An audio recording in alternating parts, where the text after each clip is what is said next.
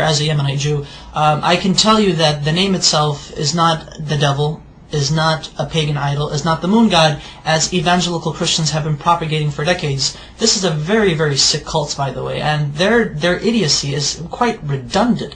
I mean, I can't even imagine if people would actually teach themselves these things and flatter themselves with these things, and at the same time claim to support Israel, when in actuality in Israel we say Allah, we say Yallah, we say these terms, these phrases are understandable to our understanding, that they are not in any way, shape or form to what they say, to what evangelical Christians say is basically the devil. No, we understand what the name Allah means, what it signifies. Take the dictionary of the Hebrew language. I take the dictionary and I actually took the name of God, which is, through etymology, is the three letters Aleph, Lamed, Veh.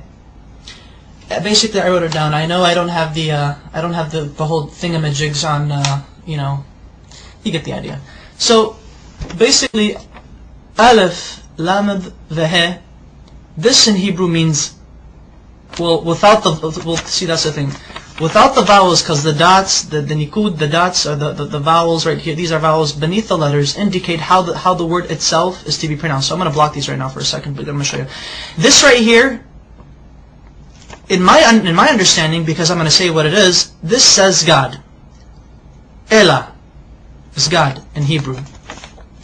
Now, with these two right here, with these two vowels, this is the Fatah Sagol, Fatah Sagol. This would indicate that this would turn the word God, which without these vowels it would be God, Elah. Now it would be Olo, Olo.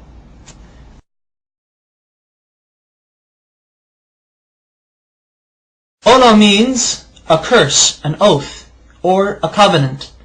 Christian evangelicals love to use this. They like to say, but you see, Allah, with these vowels, indicates that Allah is a curse. Therefore, the Muslims are worshipping an evil God who was a curse unto humanity. These evangelical Christians, they're nutcases, they're nutbags.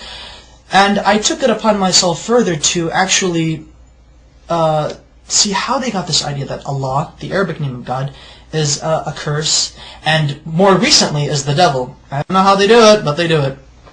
Allah is not the devil. God forbid. May God even forgive me for saying such horrible things.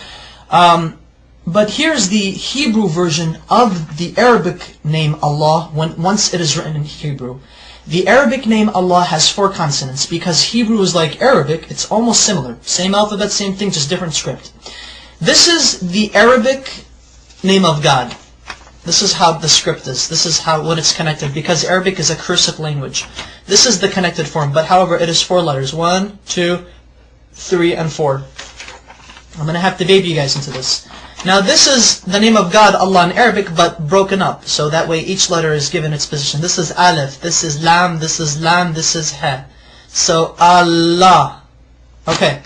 Now this right here, Allah in the Arabic script, this is how it would become rendered in the Hebrew rendition. That way, Allah in Hebrew would be Aleph, Lamed, Lamed, He. Okay. Now, how do we get this? Which this right here is, this basically means cursed. And the only reason why this means it's cursed, because of these 2 vowels. There are 7 letters in the Hebrew language that look like this, that have these 3 consonants. There are 7 Hebrew words in the Hebrew language that have these 3 consonants, and they're both the same. How do Hebrew-speaking Jewish people or non-Jewish people know? How do they differentiate? How do they know when a curse means a curse and God means God? Because this right here, without the vowels, this literally means God. This right now I'm just God. This says Elah, Elah. Now with the vowels, it means Ola, which means a curse. This right here. I'm actually going to write down the proper Hebrew name of God with the correct pronunciation. This is how we know. This is how we could tell when God is God, and when the letter represents, or when the word is God, or when the word means curse. Okay. There we go. Notice the symbol, notice the vowels. This becomes A, and this dot right here, the holom, it becomes Alo. Alo. Olo, and Alo. Olo, Alo. Can you see the difference? This right here, though they have the exact same letters, Exact same letters. Everything is rendered the same thing. However, the use of vowels in the Hebrew language allows us to make distinctions between the understandings of what the words mean, what they imply. This may mean curse, but this at the same time may mean God. Okay, that's fine. In Arabic, God can also be written without using two L's. So it could actually be Alif, Lam, the He. So, Ilah, which is the exact same thing as Allah.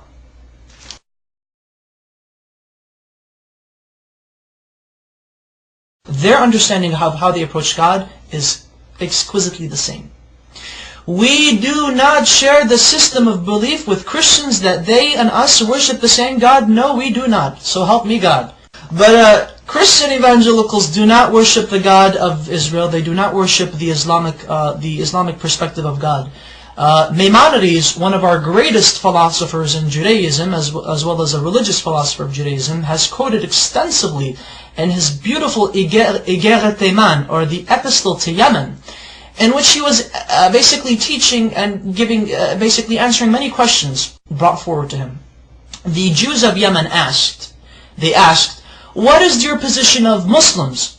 Are they considered idol worshippers? Are they considered paganists? And Maimonides said, the Muslims, the idolatry has been removed from their hearts. A Muslim does not know idolatry, he does not know paganism, he has no form of whatsoever of any grain left in his heart. Therefore it is permitted unto a Jew, when he enters a land where he cannot find a synagogue, that he is allowed to pray in a Muslim mosque. He's okay, it's fine, it's okay. Hey, I can go to a Muslim mosque and pray if I have to, if I can't find a shul. However, Maimonides says, be careful. If a Jew enters a land where there is no mosque or a synagogue, then he is forbidden to enter a Christian church if there is one. Do not pray in a Christian church. And the reason why is because Christians do not worship the same God we do. They worship Papakat. They are idolaters. They are called Avodah Zarah in Hebrew, which means idol worshippers. So exquisitely said, so wonderfully stated. Oh my goodness. And you know, it's quite interesting that unfortunately there should be more Jews actually stating the facts as it is, that you know, Muslims and Jews and Muslims, we both worship the same God. No matter what these crazy evangelical Christians are saying, they're basically nutbags. Whatever they say, they just try to come up with exceeding lies, redundant lies. The type of lies that only a child in the kindergarten could easily make up. And emphasize that Arab Christians, and you know, this is what's also funny, and thankfully I remembered this, because this is what I really wanted to say, and get a load of this, Christian evangelics. I should refer to you guys as evangelics. There are actually 20 million Arab Christians in the Middle East today, as well as the United States, as well as around the world. And Arab Christians and their religious services, and their Sunday services, and Mass, or whatever God frickin' services they have, Arab Christians refer in the Arabic Bible, the Arabic translation of the Bible, they say Allah in reference to God. Now, I would like to ask these evangelicals, what say ye of these people who claim to believe in your Jesus? What say ye to them? Now, are you going to go chase them and say, oh, you're worshiping the devil. The devil is Allah. Just to let you know that classical Arabic is very close to classical Hebrew, biblical Hebrew, as well as classical Aramaic. They all tend to agree, they all agree in unison that Allah, Hashem, Allah are, through etymology, which is the study of the root of words, have come to a unanimous agreement that Allah is the perfect Arabic name of God, that it cannot be made into a male. Through its perfection, it cannot be made into a male gender nor a female gender. Rather, it is a neutral personification, not personification, but rather a neutral attribute to God. Such wonderful history.